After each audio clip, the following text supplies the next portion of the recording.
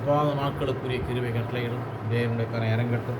ஒரு நாளுக்குரிய நன்மைகளை கிருபைகளை கொடுத்து வழிநடத்தும்படியாக ஆட்சிபதி சாமியோடு பேசினவர் ஒருவரோடு கூட பேசுங்க.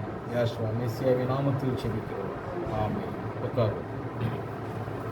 நம்முடைய ஆண்டவரும் இரட்சகருமாகிய யெகோவா யாசமேஷின் பரிசுத்தமான நாமத்திற்கு ஸ்தோத்திரம் உண்டாதாக. நான் வாசித்ததை திரும்ப வாசிப்போம்.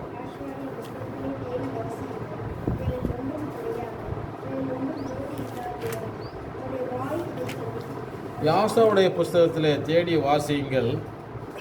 இவைகளில் ஒன்றும் குறையாது, இவைகளில் ஒன்றும் சூழலாராது. அவருடைய வாய் சொல்லிற்று, அவருடைய ஆவி அவைகளை சேர்க்கும். தேவனுடைய பரிசுத்தமான நாமத்திற்கு ஸ்தோத்திரம் உண்டாதாக. வாசிப்போம். யோசுவாவின் புஸ்தகம் 1ஆம் அதிகாரம் 5ஆம் வசனத்தை வாசிப்போம். யோசுவா 1:5. நீ உயிரோடு இருக்கும் நாளெல்லாம் ஒருவனும் உனக்கு முன்பாக எதிர்த்து நிற்பதில்லை. நான் மோசோடு இருந்தது போல உன்னோடு இருப்பேன். நான் உன்னை விலகுவதும் இல்லை, உன்னை கைவிடுவதும் இல்லை. அல்லேலூயா. நம்முடைய தேவனாகிய யெகோவா யாசா மெஸ்ஸியா யோசுவா என்றதான தேவனுடைய மனுஷனுக்கு இப்படி யாரும் ஒரு வசனத்தை வாக்குத்தத்தமாக கொடுக்கிறார். என்ன கொடுக்கிறார் என்று சொன்னால், நீ உயிரோடு இருக்கும் நாளெல்லாம் ஒருவனும் உனக்கு முன்பாக என்ன செய்ய கிடையாது, எதிர்த்து நிற்பதில்லை. நான் மோசோடு இருந்தது போல உன்னோடு இருக்கிறேன். உன்னை விட்டு விலகுவதும் இல்லை, உன்னை கைவிடுவதும் இல்லை என்று சொல்லி நம்முடைய தேவன் அவருக்கு அப்படியான ஒரு வாக்குத்தத்தம் செய்திருக்கிறார். உயிரோடு இருக்கிற காலம் வரையிலையும் தேவன் நமக்கு நல்ல தகப்பனாகவும் நல்ல இரட்சகராகவும் நல்ல மேய்ப்பராகவும் இருக்க அவர் விரும்புகிற தேவனாக இருக்கிறார். நம்ம சங்கீதத்தில் வாசித்தோம். சங்கீதம் 48 14ஆம் வசனத்தை வாசிப்போம். சங்கீதம் 48:14. இந்த தேவன் என்னென்றைக்கும் உள்ள சதா காலங்களில் நம்முடைய தேவன் மரண பரியந்தம் நம்மை நடத்துகிற தேவனாய் இருக்கிறார். அல்லேலூயா. இந்த தேவன் என்றென்றைக்கும் உள்ள சதா காலங்களிலும் இவர் நமக்கு தேவனாக மாத்திரமே இருக்கிறார். தகப்பனாய் இருக்கிற இரட்சகராய் இருக்கிறார். யோசுவாவோடு சொல்லுகிறார், நான் மோசோடு இருந்தது போல உன்னோடு இருப்பேன், உன்னை விட்டு விலகுவதும் இல்லை, உன்னை கைவிடுவதும் இல்லை. தேவன் நம்மளை விட்டு விலகாமல் இருக்கணும், கைவிடாமல் இருக்கணும். விலகவும் கூடாது, கைவிடவும் கூடாது. அதற்கு நம்ம செய்ய வேண்டிய காரியம் என்னவென்று சொன்னால் 7ஆம் வசனத்தை வாசிப்போம். என் தாசனாகிய மோசே உனக்கு கற்பித்த நியாய பிரமாணத்தின் படியெல்லாம் செய்ய கவனமாய் இருக்க மாத்திரம் மிகவும் பலம் கொடுத்துட்டமானதாயிரு. நீ போகும் இடமெல்லாம் புத்திமானாய் நடந்து கொள்ளும்படி அதை விட்டு வலது இடது புறம் சாயக்கூடாது. போகிற இடமெல்லாம் புத்திமானாய் இருக்கணும். அதை விட்டு வலது இடது புறம் சாயக்கூடாது. இது ரொம்ப முக்கியமான காரியம். வலதுபுறமும் சாயக்கூடாது, இடதுபுறமும் சாயக்கூடாது. புத்திமானா நடக்கணும். அடுத்த வருஷம் வாசிப்போம். இந்த நியாயப்பிரமாண புஸ்தகம் வாயை விட்டு பிரியாதிருப்பதாக. வாயில துதி ஸ்தோத்திரத்தை முக்கியப்படுத்தணும். வேற ஒன்றும் வாயில வைக்கக்கூடாது. ரொம்ப கவனமா இருக்கணும். என்ன, வாயை விட்டு பிரியாதிருப்பதாக. இதில் எழுதியிருக்கிறபடியெல்லாம் செய்ய கவனமாக இருக்கும்படி இரவும் பகலும் அதை தியானித்துக் கொண்டிருப்பாயாக. அப்பதான் உன் வழி நல்லா இருக்கும். அப்பொழுது புத்தியமான நடந்து கொள்வாய். அப்ப சங்கீதம் என்ன சொல்லுது? துன்மார்க்கருடைய வழியில் நடவாமலும், பாயோட வழி இல்லாமலும், பரியாச உட்காரத்தில் உட்காராமலும், யாசோடைய வேதத்தில் பிரியமாயிருந்து இரவும் பகலும் தியானிக்கிற மனுஷன் பாக்கியவான். அப்ப இதெல்லாம் சரியா பின்பற்றினதான் பரலோகம், இல்லைன்னா பாதாளம் தான். இதை மறந்துடக்கூடாது. என்ன பண்ணிடக்கூடாது? மறந்துடக்கூடாது. அப்போ நம்முடைய வழி வாய்க்க பண்ணணும். வழி நல்லா இருக்கணும். வழி சரியாக இருக்கணும். இப்போ நம்ம புத்தியமான நடக்கணும். இப்போ நிறைய பேர் கெட்டு போகிறதுக்கு காரணம் என்னன்னா, இந்த யோசுவா 1ஆம் அதிகாரம் 5ஆம் வசனத்தை எடுத்துக்குவாங்க. நான் ஒன்று விலகுவதும் இல்லை சொல்லிட்டாரு, அதனால அவர் விலக மாட்டார், கைவிட மாட்டார், எனக்கு என்ன கவலை இருக்குது, இது ஜோம் பண்ணுறது கிடையாது, வேத வாசியம் கிடையாது, இந்த வசனத்தை பிடிச்சிக்கிட்டு விட்டு விலகுவதும் இல்லை கைவிடுவதும் இல்லை சொல்லிட்டார், அது எனக்கு போதும். விலகாமல் இருக்கணும், கைவிடாமல் இருக்கணும், என்ன செய்யணும்? விலகாமல் இருக்கணும், கைவிடாமல் என்ன செய்யணும்? ஏன் தாசனாகிய மோசே உனக்கு கற்பித்த நியாய பிரமாணத்தின்படி எல்லாம் செய்ய கவனமாக இருக்க மாத்திரம், அதன்படி செய்ய மிக ரொம்ப கவனமாக இருக்கணும். இப்போ மோசைக்கு யார் கற்பித்தது? மோசைக்கு யார் கற்பித்தது? அவர் என்ன பண்ணாரு? யாசா மெசியா அவரே மோசைகிட்ட எழுதி கொடுத்தார். அதன்படி செய்ய நாம் என்ன செய்யணும்? மிகுந்த கவனம் உள்ளவர்களாக இருக்கணும்,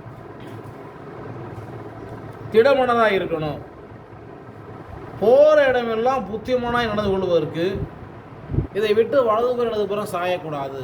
ஒரு இடமெல்லாம் புத்தியமானாய் இருப்பதற்கு இதை விட்டு வலது இடதுபுறம் சாஞ்சிடக்கூடாது. இந்த நியாயப்பிரமாண புஸ்தகம் வாயை விட்டு பிரியாது இருப்பதாக. வாயில் என்ன செய்யக்கூடாது? வாயை விட்டு பிரியக்கூடாது. சங்கீதம் வாசிப்போம். சங்கீதம் புஸ்தகம் 34ஆம் சங்கீதம் 1ஆம் வசனத்தை வாசிப்போம். யாஸ்வாவை நான் எக்காலத்திலும் ஸ்தோத்திரிப்பேன், அவர் துதி எப்பொழுதும் வாயில் இருக்கும். அல்லேலூயா. வாயை விட்டு பிரியக்கூடாதுன்னா என்னது? யாஸ்வாவை எக்காலத்திலும் ஸ்தோத்திரிப்பேன், அவர் துதி எப்போதும் வாயில் இருக்கும். அப்ப எப்பொழுதும் தேவனை துதிக்கிற, ஸ்தோத்திரிக்கிற, தேவனுடைய நாமத்துக்கு மகிமை செலுத்துகிறதான ஒரு தேவனுடைய மனுஷனாக இந்த பூமியில நாம் வாழ வேண்டும் என்பதற்காக தேவன் நம்மளை சிருஷ்டித்து வைத்திருக்கிறார். அநேக நேரங்களிலே தேவனுடைய ஜனங்கள் நல்லா இருந்தா ஜெபம் பண்ணுவாங்க, 2 வேளை ஜெபம் பண்ணுவாங்க. கொஞ்சம் வசதியாக தான் சிலர் 3 வேளை ஜெபம் பண்ணுவாங்க. இன்னும் கொஞ்சம் வசதியாக இருந்தால் 4 வேளை ஜெபம் பண்ணுவாங்க. இது ஒரு புறம். இன்னொரு மக்கள் இருக்கிறாங்க, பிரச்சனை வந்தால் மட்டும்தான் ஜெபம் பண்ணுவாங்க. எப்படி? பிரச்சனை வந்தால் மட்டும்தான் ஜெபம் பண்ணுவாங்க.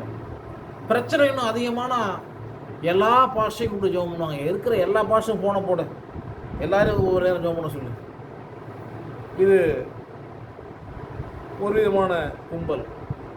அப்போ சிலர் நல்லா இருக்கிறப்ப ஜெபம் பண்ணுவாங்க, சிலர் பிரச்சனை வர்றப்ப ஜெபம் பண்ணுவாங்க. வேதத்தில் உள்ளதான பிரதான அப்போஸ்தலன் பவுல் ஜெபம் பண்றார். அதை நம்ம வேதத்தின் வாயிலாக அறிந்து கொள்ள வேண்டும். வாசிப்போம். அப்போஸ்தலருடைய புஸ்தகம் 16வது அதிகாரம்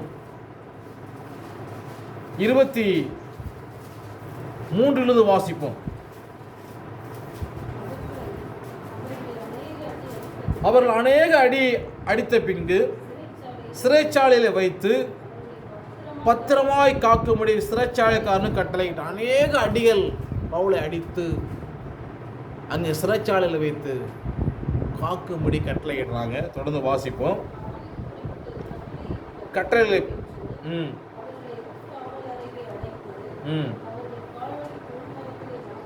மாட்டி வைத்தான். நடுராத்திரியிலே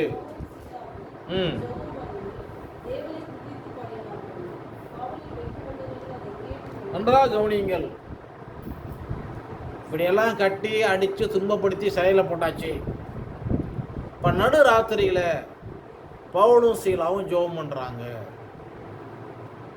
இவ்வளோ அடி வாங்கிட்டேன், கொஞ்சம் கூட கடவுளுக்கு கண்ணு இல்லையா, கேட்காம இருக்கிறாரு அப்படின்னு முறுமுறுக்காம என்ன செய்கிறாங்க? இருவரும் ஜெபம் பண்ணுறாங்க.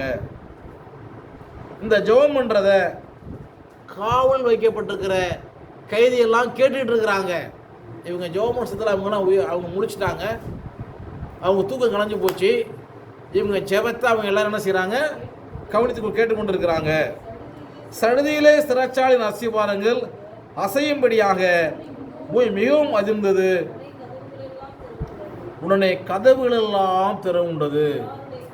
எல்லாரும் கட்டி வச்ச கட்டுகளும் எல்லா கட்டு காணாமல் போச்சு. நன்றாக கவனிங்கள். உபத்திரவத்தில் சிக்கியிருக்கிற பவுலும் சீலாவும் ஜெபம் பண்ணுறாங்க. எல்லாரும் கேட்டு, சிறைச்சாலையில் எல்லாரும் கைதிகள் கேட்டுட்டு இருக்கிறாங்க. எல்லா கட்டுகளும் கலந்து போயிடுச்சு. கலந்து போன ஒருபாடு இப்போதான் யார் முழிக்கிறா? சிறைச்சாலை தலைவன். அவனுக்கு ரொம்ப தூக்கம், காத்து ரொம்ப ஆசையாக தூங்கிட்டாமல இருக்கு. அவனுக்கு இப்போதான் நித்திரை தெளிவு ஏற்படுது. பிறகு கண்டு கட்டுண்டவன ஓடி போயிட்டாங்கன்னு சொல்லி என்ன செய்யறான்? அவன் தற்கொலை செய்து கொள்ளும்படியே தன் பட்டயத்தை உருவி தன்னை குத்தி கொள்ள போறான். பவுல் மிகுந்த சத்தமிட்டு, நீ உனக்கு கெடுதி ஒன்றும் செய்து கொள்ளாதே, நாங்கள் எல்லாரும் இங்கே தான் இருக்கிறோம். அல்லேலூயா. கதவுகள் திறக்கப்படலாம், நாங்கள் ஓடி போகல, நாங்கள் எல்லாரும் எங்கே இருக்கிறோம்? இங்கே தான் இருக்கிறோம். வெளிச்சம் கிடையாது, கரண்ட் கிடையாது, தீபங்களை கொண்டு வர சொல்லி உள்ளே ஓடி நடுநடுங்கி பவுலுக்கும் சீலா முன்பாக விழுந்து வெளியே அழைத்து வந்து, ஆண்டவமாறு ரட்சிக்கப்படுவர்கள் என்ன செய்ய வேண்டும்? அல்லேலூயா. இப்போ யோசுவா சொல்கிறாருல்ல, யோசுவா கிட்ட மோசே சொல்கிறாருல்ல, யோசுவா கிட்ட தேவன் சொல்கிறாருல்ல, நீ போகிற இடமெல்லாம் புத்தியமான நடந்து கொள்ளும்படி அதை விட்டு வலது இடது போற என்ன செய்யாத, சாயாத, அப்போ வழியை நீ வாய்க்க பண்ணுவாய். இப்போ சிறைச்சாலையில் அடைச்சி வச்சிருக்கிறாங்க. தேவனை பற்றி எந்த ஒரு குறையும் கூச்சலும் இல்லை. என்ன சரி, நடுராத்திரி எல்லாரும் தூங்கிட்டு இருக்கிறாங்க, இவங்க ஜெபம் பண்ணுறாங்க. அல்லேலூயா. அந்த சென்ற இடம் சிறைச்சாலை எப்படி ஜெபம் பண்ணுறது? நான் ஏசி இருந்து தான் ஜெபம் பண்ணுவேன், ஃபேனு தான். இந்த காலத்து ஜனங்கள் ஏசி இருந்து தான் ஜெபம் பண்ணுவேன். அங்கே ஃபேனும் கிடையாது, கரண்ட்டும் கிடையாது, ஒன்றுமே கிடையாது. இவங்க என்ன செய்கிறாங்க? இருட்டில் இருக்கிறாங்க, ரொம்ப கடுமையான இருட்டு. உள்காவலர்னா ஃபஸ்ட்டு ஒரு காவல் பூட்டி உள்ளார உள்ளே வச்சு பூட்டி வச்சுருக்கிறாங்க. அங்கே அவங்க ஜெபம் பண்ணிட்டு இருக்கிறாங்க, கைதியெல்லாம் கேட்டுக்கொண்டு இருக்கிறாங்க. ஆனால் சிறையை காத்து கொண்டு இருக்கிற சிறை காவலர் அசதியில் நல்லா தூங்கிட்டார். இந்த ஒரு சத்தம் வந்து சிறைச்சாலையின் அஸ்திபாரங்கள் அசைஞ்ச பிற்பாடு தான் எல்லா கதவும் ஒரு நிலநடுக்கு வந்து எல்லாம் கலந்து போச்சு. இப்போ கொலை செய்ய போகிறப்ப தான் நாங்கள் எல்லோரும் இங்கே தான் இருக்கிறோம், உனக்கு கெடுதி ஒன்றும் செய்து சொன்ன பிற்பாடு தான் அவன் ஓடி தான் செய்கிறான். பவுலு சீலா முன்பாக விழுந்து, ஆண்டவமாக ரட்சிக்கப்பட நாங்கள் என்ன செய்யணும் அப்படின்னு கேட்குறான். அதற்கு அவர்கள், யாவாய் யாசாமிஷே விசுவாசி. யாரை விசுவாசிக்கணும்? சரியான ஒரு பதிலை இங்கே பவுல் சொல்லுகிறார். யாவாகிய யாசாமிஷே விசுவாசி, அப்போ நீர் விட்டாரும் ரட்சிக்கப்படுவீர்கள். அல்லேலூயா. இப்போ காவலில் கட்டப்பட்டிருக்கிறதான இந்த பவுலும் சீலாவும் சிறைச்சாலையில் இருக்கிறாங்க. ஆனால் அந்த மோசை நியாயப்பிரமாணம், மோசைக்கு தேவன் கொடுத்த கட்டளை ப்ரைவேட்டாக செய்யல, அவங்க வலதுக்கு நடந்து போகிறோம் சாயலை, வலதுக்கு நடந்து போகிற என்ன செய்யலை, சாயலை. இப்போ தேவனுடைய கட்டளையில் வலதுபுறம் இடதுபுறம் சாயாமல் இடத்துல பவுல் தேவன் தனக்கு நியமித்த வேலையை மாத்திரம் செய்து பண்ணினாலே, அவர் மாத்திரமல்ல, அநேகர் அன்று இரவில் என்ன செஞ்சாங்க? 33ஆம் வசனம் சொல்லுது, வாசிப்போம்.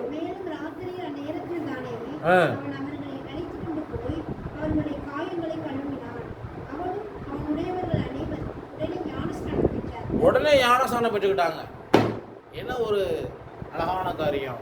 இயேசுவின் பேரில் ஞானஸ்நானம் பெற்றாங்க. அவங்க இயேசுங்கிற பேரில் பைபிள் மொழிபெயர்க்கப்பட்டு எத்தனை வருஷம் ஆகுது? இதை கேட்கிற ஒவ்வொருவரும் சிந்திக்கணும்.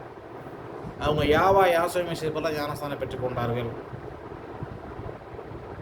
பிதாகுமாரன் பேரில் ஞானஸ்தானம் பெற்றாங்க இல்லை. அவங்க யாவா யாசோமை செய்வதில் ஞானஸ்தானம் உடனே ஞானஸ்தானம் பெற்றுக்கொண்டார்கள். பின்பு அவன் அவர்களை தான்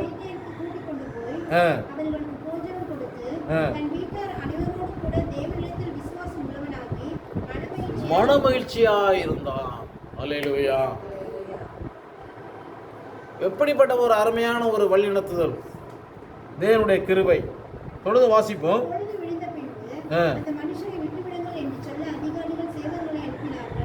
எப்படி மனுஷரை விட்டுடுங்க, அதிகாரி அங்கே என்ன பண்ணாருன்னு தெரில, அவங்களே விட்டுவிட சொல்றாங்க. ஜெபம்.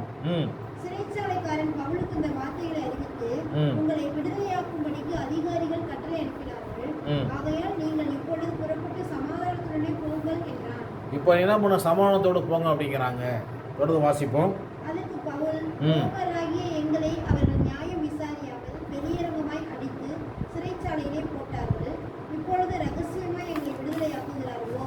அப்படியல்ல, அவர்களே வந்து எங்களை வெளியே அழைத்து அனுப்பிவிடட்டும் என்றார். சேவகர் இந்த வார்த்தைகளை அதிகாரிகளுக்கு அறிவித்தார்கள். ரோமராய் இருக்கிறார்கள் என்பது அவர்கள் கேட்டபொழுது பயந்து வந்து அவருடைய தயவாய் பேசி அவர்களை வெளியே அழைத்து கொண்டு போய் பட்டணத்தை விட்டு புறப்பட்டு போகும்படி கேட்டுக்கொண்டார்கள். நன்றாக கவனியுங்கள். நம்ம வேதத்தையும் சாட்சியாகமத்தையும் கவனிக்க வேண்டும். இல்லை என்று சொன்னால் விடிய காலத்தை வெளிச்சம் கிடையாதுன்னு நம்ம பலமுறை சொல்லியிருக்கிறோம். இப்போ யோசுவாவின் புஸ்தகம் 1ஆம் அதிகாரம் 8ஆம் வசனத்தின்படி இவருடைய வழி தேவன் வாக்கி செய்திருக்கிறார். இப்போ யோசுவா 1:8 வாசிப்போம்.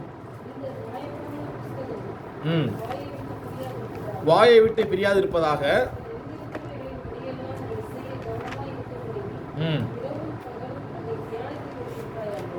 இரவும் பால் என்ன பண்ணணும், தியானித்து கொண்டிருப்பாயாக,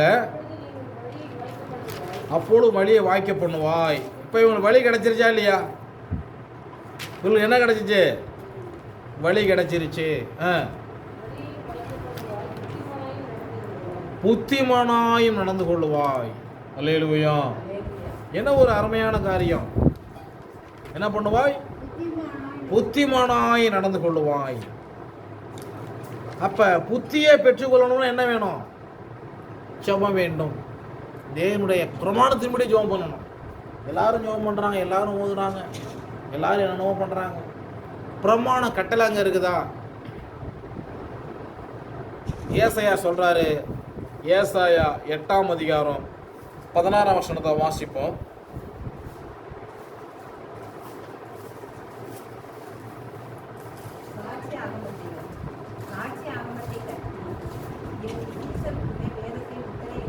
சாட்சி ஆகமத்தை கட்டி என் சீசருக்குள்ள வேதத்தை முத்து. சாட்சி ஜீவியம் அதனுடைய கட்டுக்குள்ள இருக்கணும்.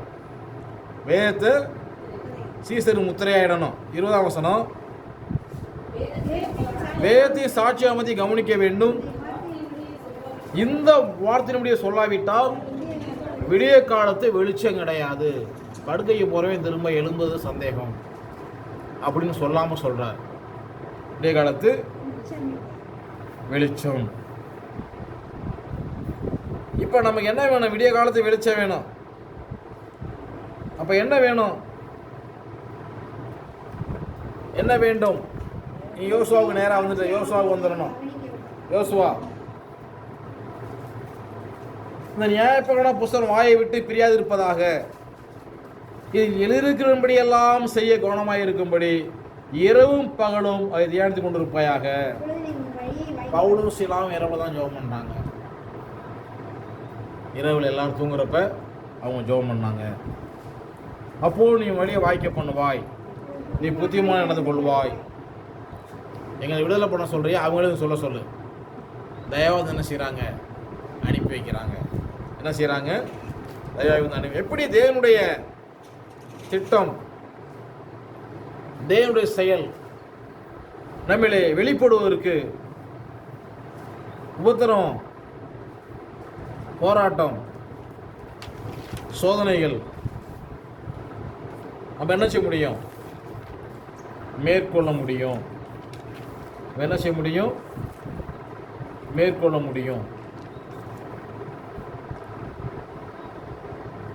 இதை பற்றின ஒரு தெளிவு இன்றைக்கு இருக்கிற ஜனங்களுக்கு இருக்குதா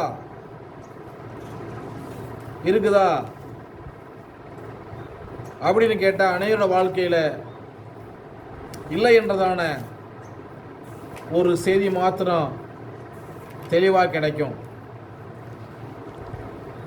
நிறைய பேருக்கு என்ன கிடையாது, சரியான ஒரு தெளிவு கிடையாது. என்ன கிடையாது, தேவனை பற்றின காரியத்தில் ஒரு தெளிவு கிடையாது. தெளிவில்லாமல் ஜெபம் பண்ணுவாங்க, தெளிவில்லாமல் வேதத்தை வாசிப்பார்கள்.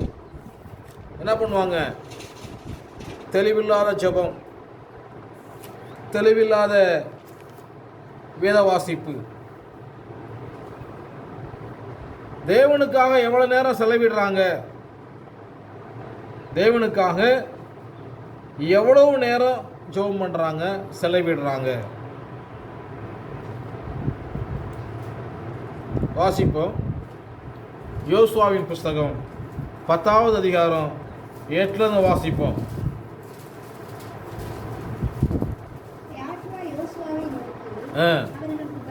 அவர்களுக்கு பயப்படாயாக, உன் கைகளில் அவர்களை ஒப்புக் கொடுத்தேன்,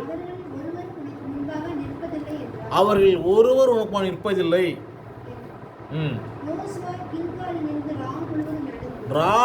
முழுவதும் நடந்து திடீரென்று அவர் மேல் வந்து விட்டான். அல்லேலூயா. முழுவதும் நடக்கிறார். தேவனுடைய கட்டளையை பெற்றுக்கொண்டு என்ன செய்கிறாரு, முழுவதும் நடக்கிறாரு. தூக்கம் கிடையாது, தூங்காம ஜெபம் பண்ணணும். இந்த மாதம் வேதனையான காரியம். தூங்கி ஒரு எல்லாம் தூங்கி. நான் பார்த்தேன், என்ன இவங்களை வச்சு ஜெபம் பண்ணுறது வேஸ்ட்டு, ஜெபத்தை நான் முடிச்சு வச்சுக்கிறேன். என்ன அநியாயம். நான் சொல்கிறேன், வெள்ளிக்கிழமை மாதத்தில் ஒரு முறை இரவு ஜெபம், முதல் வெள்ளிக்கிழமை ஜெபம் பண்ணுறோம் அப்படின்னா இரவு சாப்பிடாதீங்க, ஏதாவது குடிச்சு கொள்ளுங்க. பவுல் சொல்கிற மாதிரி ஏதாவது என்ன பண்ணுங்க, குடிச்சிக்கோங்க. என்ன செய்ய வேணாம், ஃபுல்லாக சாப்பிட வேணாம், கொஞ்சமாக சாப்பிடுங்க. ஜெபம் பண்ணணும்னு சொன்னால் இங்கே வந்ததுமே தூங்கினா அப்புறம் எப்படி இருக்கும்? வந்ததுமே எங்கிட்ட திரும்பினாலும் தூங்கிட்டே இருந்தால் அது எதுக்குது ஜெபம்? நம்ம ரொம்ப வேதனையான காரியம், ஜெபத்தில் தூங்கக்கூடாது. யோசுவாவை பார்த்து யுத்தத்துக்கு போகிறார். ஜெபங்கிறது ஒரு யுத்தம். யுத்தத்தில் போகிறேன் தூங்கினா என்ன வருது? எதிரி வெட்டி போட்டுருவான்ல. இப்போ எவ்வளோ சோதனைகளை சந்திக்கிறாங்க. ஜெபத்தில் தூங்கினா அந்த மாதம் அவங்களுக்கு அவ்வளோ சோதனைகள் வரும். சோதனையை தவிர்க்கணும்னா ஜெபத்தை தூங்கவே கூடாது, சோதனையை மேற்கொள்ளணும். யுத்தம். யோதனைக்காரன் பிசாசு. நான் சொல்லியிருக்கிறேன், நான் இந்த தூக்கத்தை மேற்கொள்வதற்கு நான் பிரயாசப்பட்டால் நான் சொல்லியிருக்கிறேன். உண்மை. வெங்காயம் வச்சு கண்ணை வச்சு தேய்ச்சி என்ன செய்ய முடியல, தூக்கத்தை மேற்கொள்ளணும். அப்படி தூக்கம் மிஞ்சி வந்துச்சு. இப்போ நான் பச்சை மிளகாயை பயன்படுத்தினேன். அப்போ என்ன பண்ணுச்சு, அப்போ தான் தூக்கம் முடிஞ்சு. அப்படி தூக்கம் திரும்ப பச்சை மிளகாய் பயன்படுத்தினேன். அப்படி நம்ம என்ன செய்யணும், ஜெயிக்க வேண்டும். என்ன செய்யக்கூடாது, யோசுவா கிலுகாலிருந்து ராமுடு திடீரென்று அவர் மேல் வந்து விட்டார். தொடர்ந்து வாசிப்போம். என்ன செய்யறாரு, இஸ்ரவேல் முன்பாக கலங்க பண்றாரு.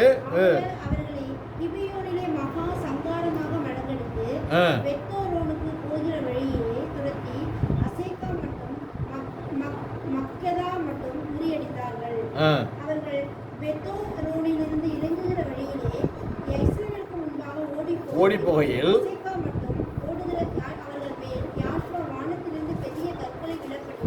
வானத்திலிருந்து கல் இங்க இருக்கிற கல்லெல்லாம் வேற கல், அங்க இருந்தே கல்லால் அடிக்கிறாரு.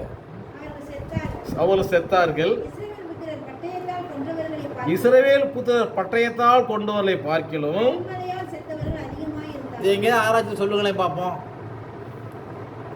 எப்படி பட்டயத்தில் வெட்டவங்களை விட கல்மலை கரெக்டாக வந்து ஒவ்வொருத்த மேலே அடிக்குது, வந்து கல்மலை அடிக்குது.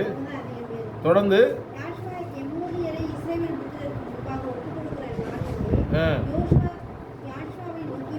பேசி உடனே தேவன்கிட்ட பேசுறாரு. பின்பு இஸ்ரவேலின் கண்களுக்கு முன்பாக ஆ. சூரியனே நீ கிபியோன் மேலும் சூரியனே அப்படியே நில்லு, சந்திரனே நீ ஆயலோன் பள்ளத்தாக்கின் மேலும் தரித்து தருத்து நில்லு அப்படின்ட்டார், கட்டளை கொடுக்குறாரு.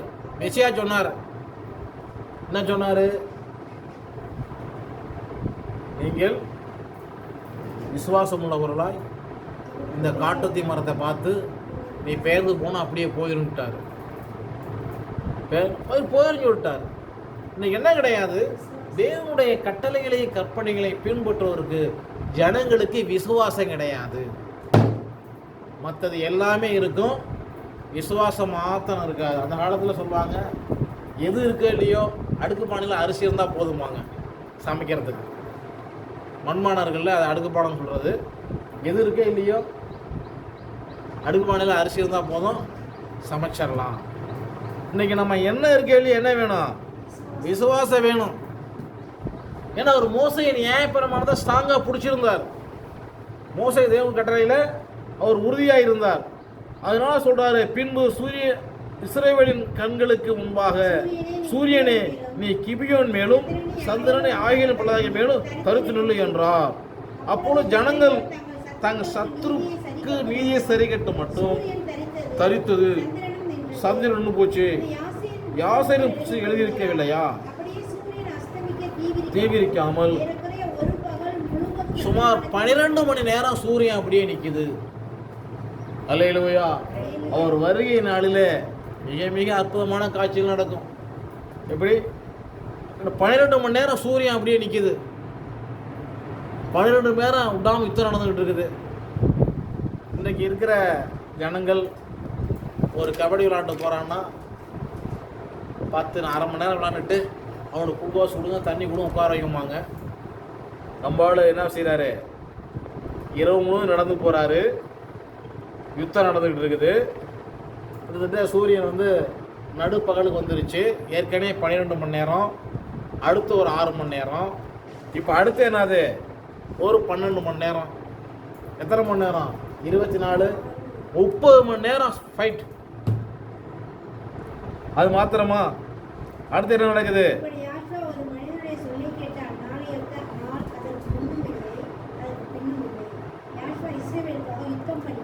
இதுதான் நம்ம கவனிக்கணும். இந்த பூமியில் எந்த நாட்டிற்காகாவது அல்ல எந்த ஜனத்திற்காகாவது எந்த இனத்திற்காகாவது இஸ்ரவேலின் தேவன் யுத்தம் பண்ணாரா?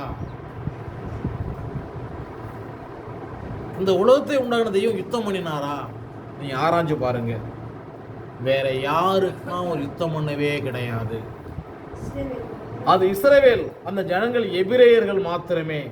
அவருக்காக மாத்திரம்தான் அவர் யுத்தம். 30 மணி நேரம் தொடர்ச்சியாக யோசுவா சண்டை போடுறாரு. என்ன பண்றாரு? சண்டை போடுறாரு.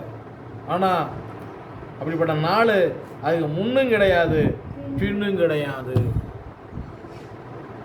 இது எவ்வளோ ஒரு சயின்ஸு அறிவியல் இதுக்கெல்லாம் அப்பால் பட்டு சூரியன் சுற்றிக்கிட்டு இருக்கிற சூரியன் நின்றுச்சு. உத்தர பூமி நின்றுச்சு. பூமி நின்றுச்சோ நிற்கலையோ அங்கே சூரியனும் சந்திரனும் அப்படியே நிற்குது. இதை வந்து கண்டுபிடிச்சிட்டாங்க. ஒரு நேரத்தில் சூரியன் அசையாமல் 12 மணி நின்றுச்சு அப்படின்னு விஞ்ஞானி என்ன கண்டுபிடிச்சிட்டாங்க. கண்டுபிடிச்ச ஒரு பாடு பைபிள் தேடி பார்த்து, ஆமாம் அது இப்போ தான் இன்னும் இருக்குது, இத்தனை வருஷம் முன்னாடி சூரியன் இன்னும் இருக்குது அப்படின்னு கண்டுபிடிச்சிருக்காங்க. இதை மறந்துட வேணாம். வேதத்தை என்ன செய்ய வேண்டாம். நீ என்ன தான் சயின்ஸில் கண்டுபிடிச்சி 1000 வந்தாலும் அது வேதத்தின் மூலம் மாத்திரம்தான் உறுதி செய்யப்படும். அல்லேலூயா. இப்போ யோசுவாவின் நாட்களிலே யோசுவா கொடுத்த கட்டளை அவர் நிறைவேற்றுகிற தேவனாக இருக்கிறார். நாம் விட்டு விலகுவதும் இல்லை, உன்னை கைவிடுவதும் இல்லை. நம்முடைய தேவன் நம்மளை கைவிடுகிற தேவன் அல்ல. எப்போ கைவிடுவார்? எப்போ கைவிடுவார்? கட்டளை விட்டு மீறப்ப கைவிடுவார். கட்டளை விட்டு மீறப்ப என்ன பண்ணிடுவார்? தேவன் ஜனங்களை கைவிடுவார். அப்போ அவருடைய கட்டளை விட்டு வளர்ந்து சாயக்கூடாது. பின்பு யோசுவா இஸ்ரவேல் அனைத்தோடும் கில்கால் பாளையத்துக்கு திரும்பினான். அல்லேலூயா. நம்ம சரியாக நம்ம வேதத்தை பார்க்கணும். யாஸ்வா இஸ்ரவேலுக்காய் யுத்தம் பண்ணின தேவனாய் நமக்காய் தேவன் யுத்தம் பண்ண வேண்டும். நமக்காக தேவன் யுத்தம் பண்ண வேண்டும். நம்முடைய தெய்வம் யாஸ்வாவல்லால் இந்த நிலத்தில் வேறு தெய்வம் இல்லை. நம்முடைய தெய்வம் யாஸ்வாவல்லால் இந்த நானிலத்தில் வேறு தெய்வம் இல்லை. அல்லேலூயா. நம்முடைய தேவன் நமக்காய் கட்டாயம் யுத்தம் பண்ணுவார். இதை மறந்துட வேணாம். இப்போ யோசுவாவுடைய நாட்களிலே அவர் என்ன சொல்றாரு? யோசுவா 1ஆம் அதிகாரத்தில் 8ஆம் வசனத்தில், இந்த நியாயப்பிரமாண புஸ்தகம் வாயை விட்டு பிரியாது இருப்பதாக. என்ன அவர் என்ன அருவாள் எடுத்துகிட்டு போயிருப்பார், பட்டயம் கையில் இருந்திருக்கும், ஆனால் வாயில் ஒரு உயர்த்தக்கூடிய துதியோடு தான் போயிருப்பார். பவுல் மாதிரி எழுதியிருக்கிற எல்லாம் நீ செய்ய கவனமாக இருக்கும்படி இரவும் பகலும் அதை தியானித்து கொண்டிருப்பாயாக. அப்போது நீ உன் வழியை வாய்க்க பண்ணுவாய், அப்போது புத்திமானாய் நடந்து கொள்வாய். இன்றைக்கு நம்ம அதை பற்றி பேசுகிறோம். விஞ்ஞானிகளும் சொல்கிறாங்க, ஆமாம் சூரியன் நின்றுச்சு, எதனாலப்பா அப்படி நின்றுச்சு? அது யோசுவா தான் காரணம். சூரியன் ஏன் நிற்க காரணம் என்ன? அது யோசுவா தான். என்ன செஞ்சார் அவர்? தேவன் கொடுத்த கட்டளையில் உறுதியாக இருந்தார். நம்மளே அதை நம்ம செய்யணும். நான் உனக்கு கட்டளையிடவில்லை. 9ஆம் வசனம், பலம் கொண்டு திடமனதாயிரு, திகையாதே, கலங்காதே.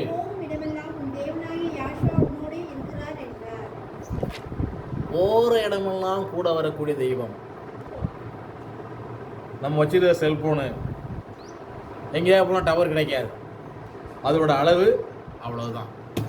நம்ம வச்சிருக்க செல்போனு, நீங்கள் வச்சுக்கக்கூடிய செல்ஃபோனு குறிப்பிட்ட ஏரியா விட்டு ஏரியா நீங்கள் போனீங்கன்னா கிடையாது, அங்கே டவர் கிடைக்காது. இந்த செல்ஃபோன் இங்கே தான் டவர் கிடைக்கும். மும்பை உள்ளார நுழையிறப்ப டவர் கிடைக்காது. என்ன கிடையாது? தொடர்பு கொள்ளவே முடியாது. அங்கே போன ஒரு படம் என்ன பண்ணணும்? வோடஃபோனை போய் என்ன செய்யணும்? வோடஃபோனில் தான் அங்கே இங்கே பேச முடியும். வோடஃபோன் நம்பர் இந்த 76 ஒன்று போட்டிருக்கோம்ல, 2ஆம் நம்பரு காலண்டரில், அந்த நம்பர் தான். அதுக்கப்புறம் உள்ளே போன ஒரு பாடு அதையும் வேலை செய்யாது. அவங்க வீட்டுக்கு போனதுக்கப்புறம் என்ன பண்ணிடுவேன்? அங்கே உள்ள நெட்டில் இணைச்சி விட்ருவோம் படிச்சுன்னு. அங்கே போன ஒரு பாடு, ஐயா வீட்டுக்கு போன ஒரு பாடு, அந்த ஒய்பி கனெக்ஷனில் போய் இணைச்ச ஒரு பாடு. அப்புறம் அவனுக்கு எல்லாம் என்ன செய்யும்? எல்லா கணக்கும் எல்லா கனெக்ஷனும் அப்புறம் ரெடி ஆகிடும். ஆனால் ஃபோன் பேச முடியாது, எல்லாம் வாட்ஸ்அப் தான். அப்போ சாதாரண மனுஷனுடைய கண்டுபிடிப்பு அவ்வளவுதான். நம்முடைய தேவனுடைய இந்த அபிஷேகம், இந்த வல்லமை எப்படி இருக்குது? இது எப்படி இருக்குது? வேதம் என்ன சொல்லுது? பற்றி என்ன சொல்லுது? அவருடைய கட்டளைகள், அவருடைய பிரமாணங்கள்லாம் எப்படி இருக்குது? அது ஆவியா இருக்குது. அது யாரா இருக்குது? ஆவியா இருக்குது. அதை மறந்துடக்கூடாது. அவருடைய கட்டளையும் கற்பனை எப்படி இருக்குன்னா அது ஆவியா இருக்குது. வாசிப்போம். யோவான் சுவிசேஷம் 6வது அதிகாரம், அதிலிருந்து வாசிப்போம்.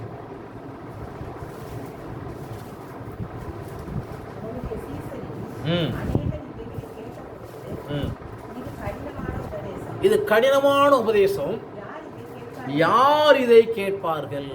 அல்லேலூயா. அநேகர் சொல்லக்கூடியது ரொம்ப கடினமான உபதேசம், யார் இதை கேட்பார்கள்? தொடர்ந்து வாசிப்போம். முறுமுறுகிற மெசியா தமக்குள்ளே அறிந்து அவரை நோக்கி, இது உங்களுக்கு இடலா இருக்கிறதா?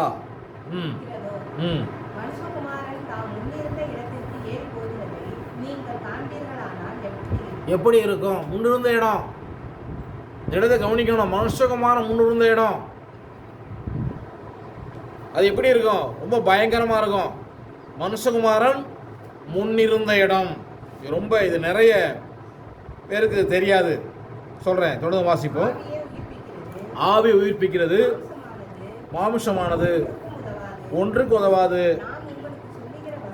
வசனங்கள் ஆவியாயும் ஜீவனாயும் இருக்குது. இதை விசுவாசிப்பதற்கு உங்களுக்கு தேவனுடைய ஆவியும் தேவன் கொடுத்த ஜீவனும் இருந்தால் மாத்திரம் தான் விசுவாசிக்க முடியும். இதை நீங்கள் மாமிச கண்ணோட பார்த்தீங்கன்னா இந்த பிரசங்கம் உங்களுக்கு புரியாது, இது உங்களுக்கு தெரியாது. இந்த கடினமான உபதேசங்கிறது கடினமான உபதேசம் அல்ல. என்னது? ஆவியாய் இருக்கிறது, அவருடைய வசனம் ஜீவனாய் இருக்கிறது. இது ஆவியும் ஜீவனும், இது இந்த ஆவியின் ஜீவனும் நம்மளை விட்டு பிரியாது. இதை பெற்றுக்கொண்டால் ஆவியின் ஜீவனும் நம்மளை விட்டு பிரியாது.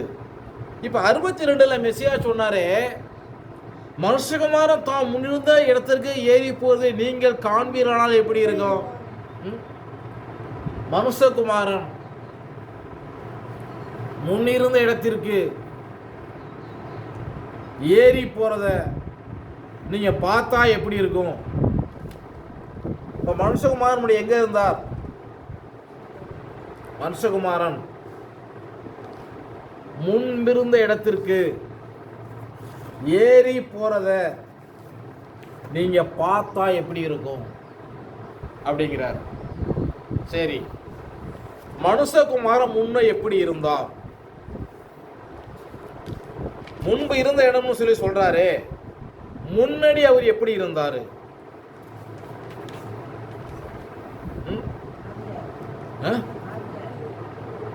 முன்பு அவர் எப்படி இருந்தார்? எப்படி அதை பார்க்க முடியும்? இப்போ அவர் இங்கே என்ன வந்தாரு? பூமிக்கு எப்படி வந்தாரு? நன்றாக கவனிங்கள். நான் வேதத்தோடு உங்களுக்கு நீங்கள் அறிந்து கொள்ளுங்கள். வாசிப்போம். எசேக்கியேல் தீர்க்கதரிசியின் புஸ்தகம், எசேக்கியேல் தீர்க்கதரிசியின் புஸ்தகம்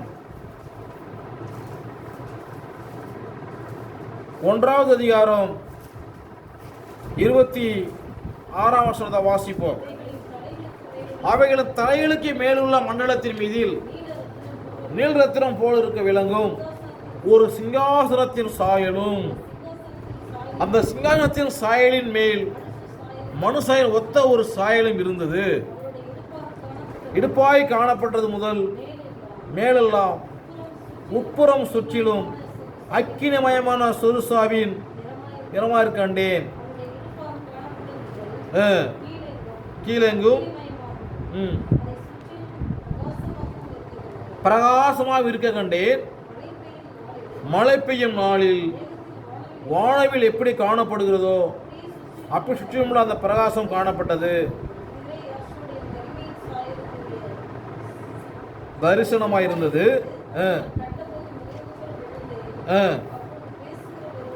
இதை நான் கண்டபோது முகங்குப்புற விழுந்து, அப்ப ஏறி போறத பார்த்தா எல்லாரும் விழுந்துருவோம். அது அக்கினி. அவர் எங்க இருக்காரு? அக்கினிக்குள்ள வாசமாய் இருக்கிறார். அதான் சொன்னாரு யோவான், நீங்கள் அறியா இருக்கிற ஒருவர் நடுவில் இருக்கிறார், நான் ஜலத்தில் உங்களுக்கு ஞானஸ்தானம் கொடுக்கிறேன். தூட்டு கூட அவர் கையில் இருக்குது. அவர் என்ன பண்ணுவார்? பரிசுத்த ஆவியினாலும் அக்கினியாலும் ஞானஸ்தானம் கொடுப்பாருன்னு சொன்னார். இது மேலான ஒரு காரியம். இந்த பூமிக்குரிய ஞானஸ்தானத்தையே கீழ்ப்படுறதுக்கு இன்னைக்கு மக்களுக்கு மனசு கிடையாது. பூமிக்குரிய காரியத்தில் கீழ்ப்படுகிற மக்களுக்கு மனசு கிடையாது. இந்த மேலான கருத்தை எப்படி அவங்க கீழ்ப்படிவாங்க? இப்போ இந்த சாயல் எப்படிப்பட்ட சாயல்? அக்கினிக்குள்ள இருக்கிறாங்க. ஆனால் மனுஷாயல் யார் இருக்கிறாங்க? மனுஷகுமாரன் இருக்கிறாரு. தான் முன்பிருந்த மகிமைக்கு ஏறி போவதை நீங்கள் காண்பினால் எப்படி இருக்கும்? அப்ப அங்க போறதுக்கு மாமிசத்துல மனுஷன் போக முடியாது. அல்லேலூயா. ஆவியில தான் போக முடியும். அதான் வசனம் சொல்லுது, 63ஆம் வசனம், 6:63 யோவான்ல, ஆவியே உயிர்ப்பிக்கிறது, மாமிசமானது ஒன்றுக்கு உதவாது. நாம் சொல்லுற வசனங்கள் ஆவியாயின் ஜீவனாய் இருக்குது. இப்ப ஆவிக்குள்ளாகணும். எங்க போகணும்? ஆவிக்குள்ள போகணும். ஆவியில போகாம இருந்தா பாவியா பூமியில இருக்க வேண்டியதுதான். இங்க பவுல அப்போஸ்தலன் ஆவியில் நிரம்பி கருத்தா ஜெபம் பண்ணினான். சிறைச்சாலையின் அஸ்திபாரங்கள் அசைக்கப்பட்டது. அங்க யோசுவா ஆவிக்குள்ள நிரம்பி முழுதும் கடந்து போய் 6 மணி நேரம் யுத்தம். சூரியன் நேரம் வந்துருச்சு. திரும்ப 12 மணி நேரம் யுத்தம். ஒரு முறை யுத்தம். என்ன பண்ணார் தேவன்? அங்க இஸ்ரவேலுக்காக எதிராளிகளை கொள்வதற்கு என்ன செய்றாரு? வானத்திலிருந்து பெரிய பெரிய கல்லால் அடிக்கிறாரு. ஒரு கல்லால் அடிச்சா நம்மளாம் கீழே விழுந்துருவோம். என்ன செய்றாரு? பெரிய பெரிய கல்லால் அடிச்சா என்ன செய்றாரு? இஸ்ரவேலுக்கு எதிராக, குறிப்பாக எபிரேய இனத்துக்கு எதிராக என்பதோடு யுத்தம் பண்ணுகிற தேவனாய் இருக்கிறார். அல்லேலூயா. நன்றாக நம்ம அதை கவனிக்கணும். வெளிப்படுத்தல வாசிப்போம். 1ஆம் அதிகாரம் 12 வாசிப்போம். 11 அது நான் அல்பாவும் ஒமேகாவும் முந்தினவரும் பிந்தினவருமாய் இருக்கிறேன். நீ காண்கிற ஒரு புஸ்தகத்தில் எழுது. ஆசியாவில் இருக்கிற எபேசு, சிமிர்னா, பெர்கமு, தியத்திரா, சர்தை, பிலதெல்பியா, லவோதிக்கா 7 சபைகளுக்கு அனுப்பு என்று விளம்பினது. திரும்பினேன். 7 பொன் குத்து விளக்குகளின் நிலையை தரித்து மனுஷகுமாரன் ஒப்பானவர் என்ன செய்ய கண்டேன். முன்பிருந்த மகிமை கண்டேன். அந்த 7 பொன் குத்தி விளக்கு இப்படிதான் இருக்கும். இதை பார்த்து இப்படிதான் இருக்கும். அடுத்து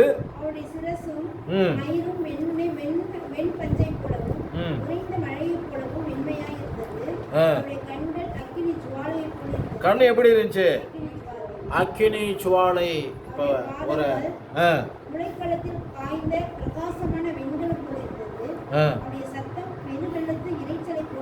சத்தம் எப்படி இருந்துச்சு? பெருவெள்ளத்து இறைச்சல் மாதிரி இருந்துச்சு. என்ன செய்யறாரு? 7 நட்சத்திரம் கையில வச்சிருக்காரு.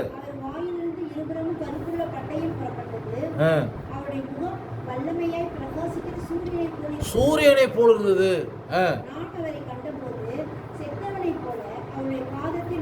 சரியா போச்சா?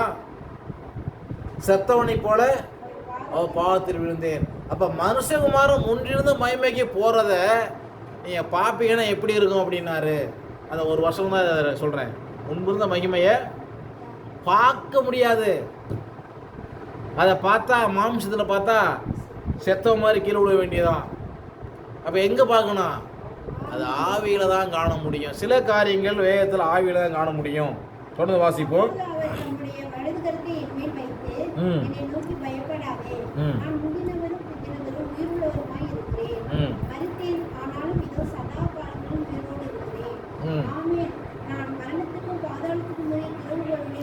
இந்த ரகசியம், இந்த உண்மையை பற்றி இன்றைக்கு இருக்கிற கிறிஸ்தவர்களுக்கு தெரியுமா அப்படின்னு கேட்டால் தெரியாது.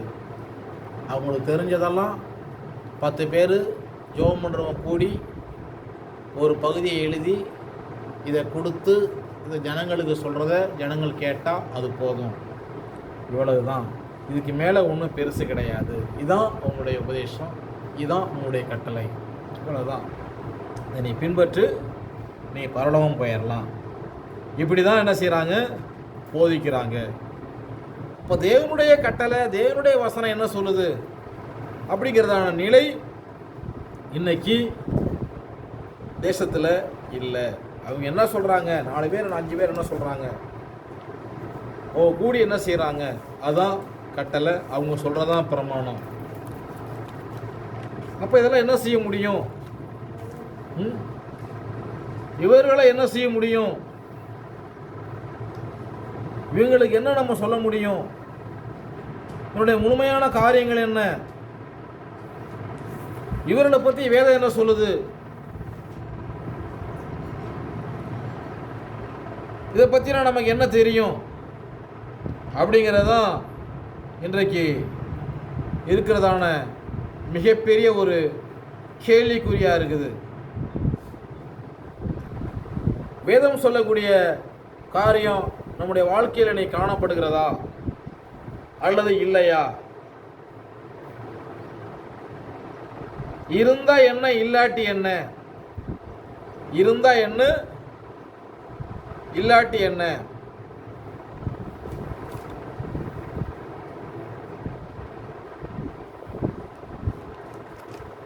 வாசிப்போம். ரோமரின் புஸ்தகம் 1வது அதிகாரம் 18 வாசிப்போம். சத்தியத்தை அநியாயத்தினாலே அடக்கி வைக்கிற மனுஷனுடைய எல்லாவித அவபக்திக்கும் அநியாயத்துக்கு விரோதமாய் தேவ கோபம் வானத்து வெளிப்படுத்தப்பட்டிருக்குது, அறியப்படுவது வெளிப்பட்டிருக்கிறது. தேவனே அதை அவர்களுக்கு வெளிப்படுத்தி இருக்கிறார். எப்படி என்றால் வல்லமை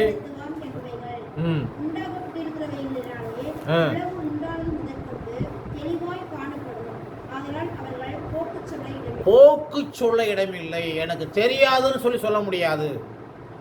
மோசே நியாயப்பிரமாணம் என்ன சொல்லுது? யோசுவாவுடைய பிரதான கட்டளை. தேவன் சொல்றாரு, மோசேக்கு நான் கொடுத்த கட்டளையை விட்டு நீ வலது இடதுபுறம் சாயாத. இதை நீ சாஞ்சிட்டு நீ போக்கு சொல்ல முடியாது, எனக்கு அது தெரியாது. அது மோசேக்குள்ள கொடுக்கப்பட்டது, அது யோசுவாவுல சொல்லப்பட்டது. அப்படி தப்பி பிழைக்க முடியாது.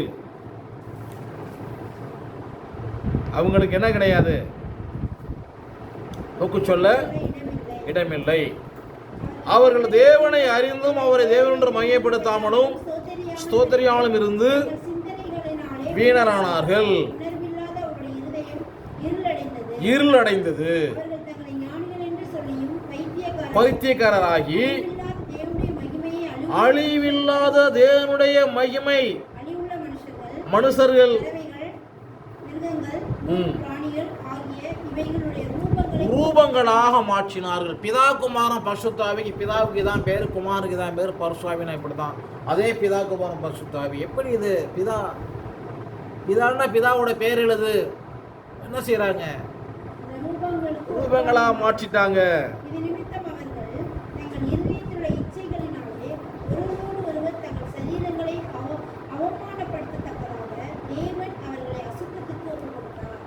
அசுத்தம் போடுத்துட்டாங்க. அவ்வளோதான். அவங்க நாமத்தை சொல்ல அப்படி அவங்கள தேவன் புறம்பே தள்ளிட்டார். எப்படி நீ ஒப்பிடுறது? எப்படி சரியாகுமா? வேதம் என்ன சொல்லப்பட்டிருக்குது? வேதத்தை மாத்திரம் பார்க்கணும், வெளியே போகக்கூடாது. அவங்க அசுத்தம் ஒப்பு கொடுத்துட்டாரு. அவங்க அசுத்தமான கிரியைக்காரர்கள். பொய்யாக மாற்றி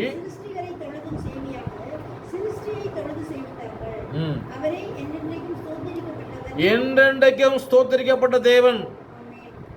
இவர் என்னது? என்றென்றைக்கும் ஸ்தோத்திரிக்கப்பட்ட. 28ஆம் வசனத்தை வாசிப்போம்.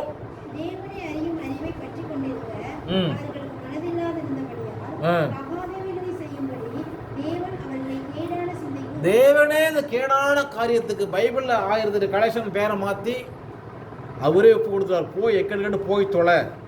எப்படி அவரே ஒப்பு கொடுத்துட்டாரு? கேடான ஸ்திதிக்கு ஒப்பு கொடுத்துட்டாரு.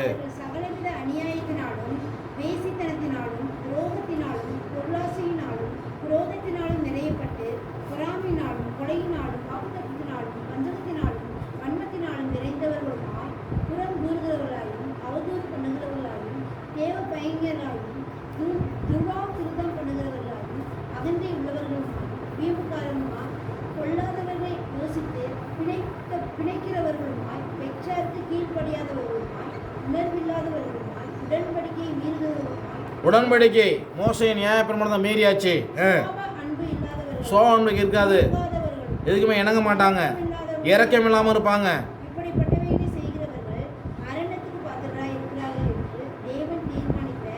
நீதியான தீர்ப்பை அறிந்திருந்தும்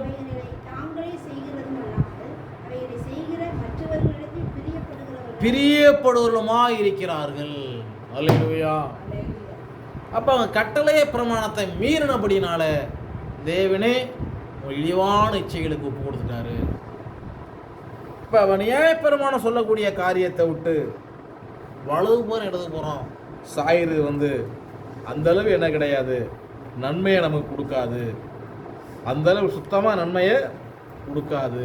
இச்சையா நாங்கள் ஒரு வழியில் போகிறோம், நாங்களும் பரலோகம் போவோம். எப்படி பரலோகம் போக முடியும்? ஒரு இடத்துல ஒன்று சொல்லிட்டு இன்னொரு இடத்துல அவர் மாற்றி ஒன்று சொல்ல மாட்டார். அவர் தேவன். அவர் எவ்வளவு வேணும் பொய்யுரையா தேவன். அப்ப வேதம் என்ன சொல்லுது? உபாகமத்தின் புஸ்தகம் 33ஆம் அதிகாரம் 28ஆம் வசனம் வாசிப்போம். இஸ்ரவேல் சுகமாய் தனித்து வாசம் பண்ணுவான், ஆணையும் திராட்சசம் உள்ள தேசத்தில் இருக்கும், பனியை பெய்யும். இஸ்ரவேலே நீ பாக்கியவான். ஜனமே, ரட்சிக்கப்பட்ட ஜனங்கிற வார்த்தை பழைய ஏற்பாட்டே வந்துருச்சு. இது நம்ம வேதத்தை பார்க்கணும். புதிய ஏற்பாடு வந்த ஒரு பாடம் ரட்சிப்பு, மனம் திரும்புதல் அப்படிங்கிறது இன்னைக்கு நிறைய பேர் சொல்லிட்டு இருக்கிறாங்க. பழைய ஏற்பாடு ரட்சிப்பு உண்டு, மனம் திரும்புதல் உண்டு. இதை நம்ம தெரிஞ்சுக்கணும். உனக்கு ஒப்பானவன் யார்?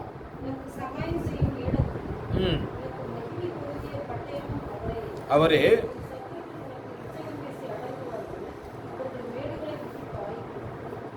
சத்துருக்கள் நமக்கு எதிராக பேசதான் செய்வான், பேசி அடங்கிடுவான்.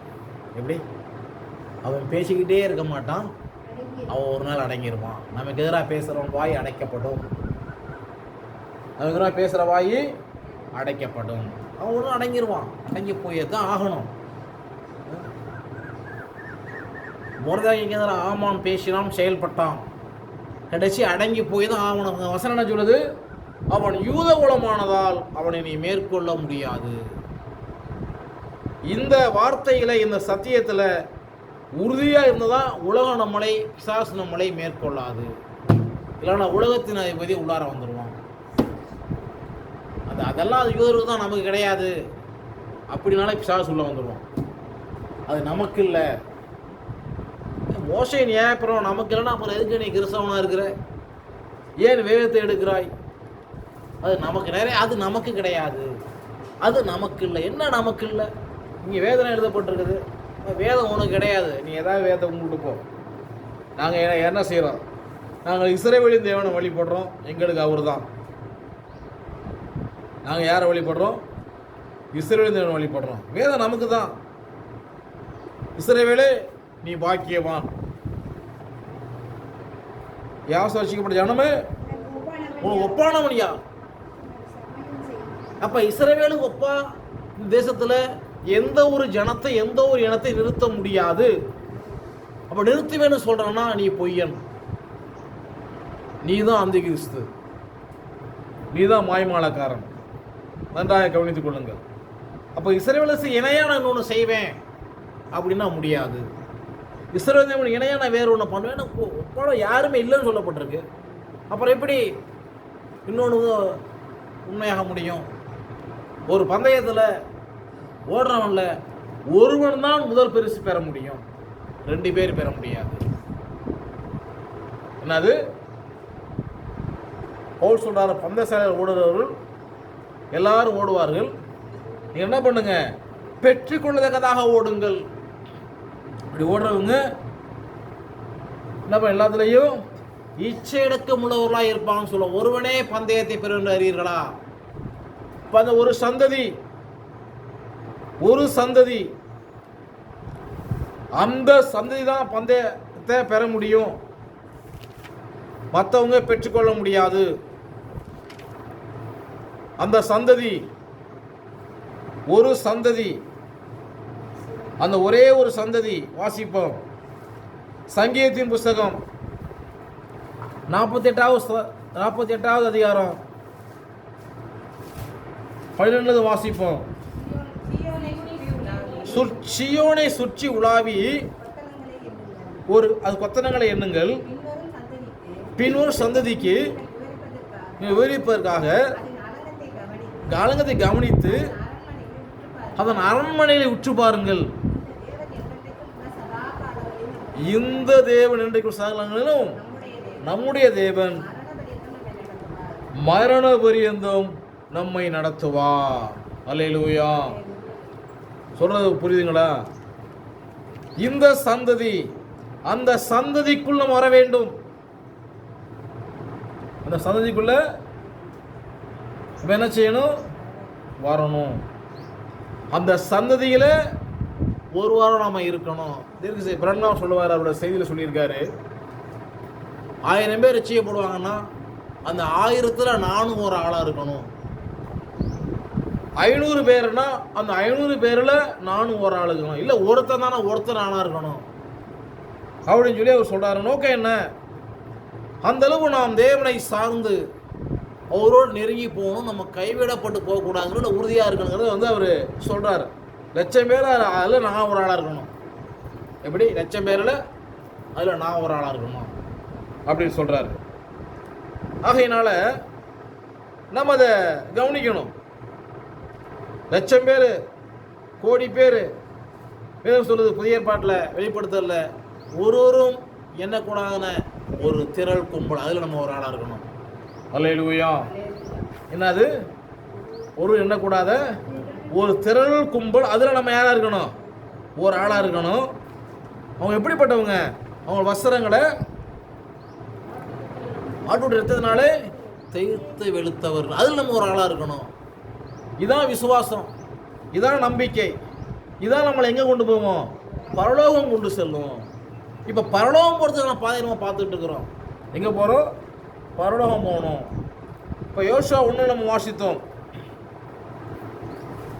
நீ இவரோடு இருக்கிற நாளெல்லாம் 5ஆம் வசனம், ஒருவனும் எதிர்த்து நிற்பதில்லை. வெறுமையான வார்த்தை மட்டும் கிடையாது. எதிர்த்து நிற்காமல் இருக்கணும்னா அதில் உள்ளபடி எப்படி இருக்கணும்? உறுதியாக இருக்கணும். எப்படி இருக்கணும்? உறுதியாக இருக்கணும். உறுதி இல்லைன்னா சத்துரு என்ன பண்ணுவான்? அவன் வேலையை அவன் செய்வான். நம்ம நிற்கிற மிகப்பெரிய ஒரு எதிர் சக்தி சத்துரு. அதை நம்ம மேற்கொள்ள வேண்டும். அப்படின்னா நம்ம தேவனுடைய சந்ததியாய் மாற வேண்டும். வாசிப்போம் சங்கீதத்தின் புஸ்தகம் 22வது சங்கீதம் 30வது வசனத்தை வாசிப்போம். ஒரு சந்ததி அவரை சேவிக்கும், அது தலைமுறை தலைமுறையாக அது ஆண்டோர் சந்ததி எனப்படும். அவர்கள் வந்து அவரே இவைகளை செய்தார் என்று பிறக்கப்போம் ஜனங்களுக்கு அவருடைய நீதியை அறிவிப்பார். ஒரு சந்ததி, அந்த சந்ததியில நம்ம உள்ள இருக்கணும். அல்லேலூயா. கவனிங்க, எந்த சந்ததியில? அந்த சந்ததி. அது சாதாரண சந்ததி கிடையாது. எல்லாரும் பிறந்தாங்க, நானும் பிறந்தேன், எல்லாரும் செத்தாங்க, நானும் செத்தேன். இதெல்லாம் கிறிஸ்தவ வாழ்க்கைக்கு நல்லதல்ல. எப்படி? எல்லாரும் பிறந்தாங்க, நானும் பிறந்தேன், எல்லாரும் செத்தாங்க, நானும் செத்தேன். வேதத்தில் ஒரு அழகான வசனம் உண்டு, வாசிப்போம். மத்தேயு சுவிசேஷம் 1ஆம் அதிகாரம், மத்தேயு 1 6ஆம் வசனத்தை வாசிப்போம்.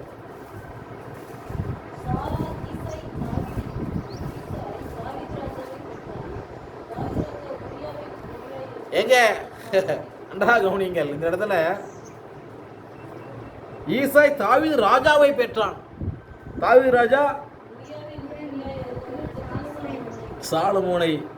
இந்த வசனத்தில் எவ்வளவு ஒரு ரகசியம், எவ்வளவு தேவனுடைய மகத்துவங்கள், எவ்வளவு செய்தி அடங்கி இருக்குது. இதை பற்றி இந்த உலகத்துக்கு தெரியுமா? ஜனங்களுக்கு புரியுமா? ராஜாவை பெற்றான். குழந்தைய பேக்கல, ராஜாவை பெற்றான். எப்படி எழுதப்பட்டு பாருங்க, ராஜாவை பெற்றான். அடுத்து உரியாவின் தாவீத பேரை தேவன் மட்டம் தட்டி உரியாவோட பேராக தூக்கி வைக்கிறார். இந்த ரகசியத்தை வந்து தெரிஞ்சுக்கணும். இப்ப எந்த சந்ததி? சாலமோன் எந்த சந்ததி? எந்த சந்ததி? உரியாவின் சந்ததி. நன்றாக கவனிங்கள். சாலமோன் தேவனை சொல்றாரு, உரியாவின் மகனுக்கு பிறந்த பெற்றார். இப்ப தாவீது சந்ததி, தாவீது ராஜா. சாலமோன் உட்பட என்ன செய்யறாங்க? சிலர் பிறக்கிறாங்க, வர்றாங்க. இது வந்து இன்னொரு முறை நம்ம அதை பற்றி நம்ம பார்ப்போம், சந்ததியை பற்றி. சாலமோன் ஆலயத்தை கட்டுறாரு, எல்லாம் பண்ணுறாரு. ஆனால் பிற்காலங்களிலே என்ன வச்சுட்டான்? உலக அதிபதி உள்ளே வந்துட்டான். எப்படி உள்ள வந்தான்? மோசே நியாயப்பிரமாண சாலமோன் மீறி விட்டான். என்ன செஞ்சாரு? சில அரசியல் திருமணங்களை அவர் செய்து கொண்டார். முடிவு, அந்த கரத்தினாலே விக்கிரங்களுக்கு கோயில் கட்டும்படி சத்ருவானவன் இருதயத்தை பிற்காலங்களிலே வெளியே போக பண்ணினான். இப்போ இது பிறப்பில் கொடுக்கப்பட்டிருக்கா இல்லையா? யோபுல அழகாக சொல்லப்பட்டிருக்கும், உன் தொப்புள் கூடி அறுக்கப்பட்ட நாளிலே உன் அக்கிரமத்தினால் விழுந்தாய். உன் பிறப்பின் வர்த்தமானங்கள் எப்படி இருக்குது? வேதம் சொல்லுது, தேவனால் பிறந்த எவனும் பாவம் செய்யான், ஏனெனில் அவருடைய வித்து அவனுக்குள் தரித்து இருக்குது. இப்போ இந்த பிரமாணத்துக்கு வலதுபுறம் இடதுபுறம் சாயாமல் இருக்கணும்னா நாம் அவரால் பிறக்க வேண்டும். அல்லேலூயா. என்ன செய்யணும்? அவரால் பிறக்கணும், அவருடைய பிள்ளையா இருக்கணும். என்ன செய்ய மாட்டார்? விலகவும் மாட்டார், கைவிடவும். யோசா விலகவில்லை, கைவிடவில்லை. யோசாவோடு தேவன் இருந்தார். ஜெபம் பண்ணுவோம். தேவன் நம்மளை ஆசீர்வதிப்பாராக. நம்மோடு கொடுத்து நம்மளை அவர் ஆசீர்வதிப்பதற்கு உண்மையுள்ளவராய் இருக்கிறார்.